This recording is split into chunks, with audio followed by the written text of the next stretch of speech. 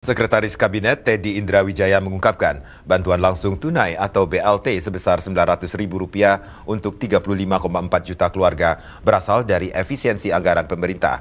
Teddy menyebut dana tersebut akan dialihkan dari kantor pos di seluruh Indonesia.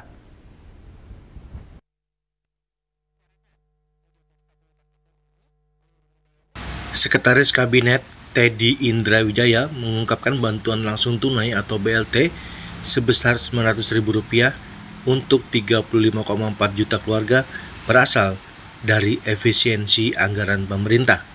Ia menyebut pemerintah mengalokasikan dana BLT hingga Rp30 triliun dan dana tersebut akan dialihkan dari kantor pos di seluruh Indonesia.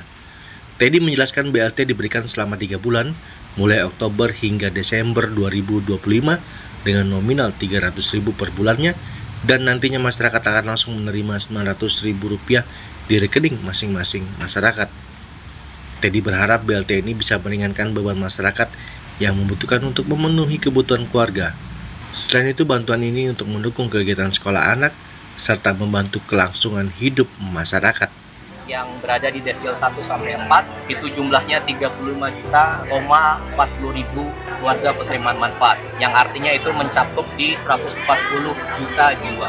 Nanti mulai hari Senin minggu depan dapat diambil, berarti sekali ambil langsung dapat 900.000, bisa diambil di rekening bank yang sudah ditentukan, kemudian juga kantor pos, sehingga di akhir tahun ini dalam kehidupan mereka tentu dapat digunakan untuk membantu ekonomi terus berjalan. Dan hari Jumat lalu sudah launching sendiri oleh beliau langsung dan Menko Ekonomi, dan tadi saya cek bagaimana pelaksanaannya dan sudah ditelepon langsung oleh Pak Mensos, bank-bank himbaranya, kemudian kantor pos juga, jadi sudah dapat dipastikan hari Senin dan hari-hari selanjutnya itu BLT-nya sudah dapat.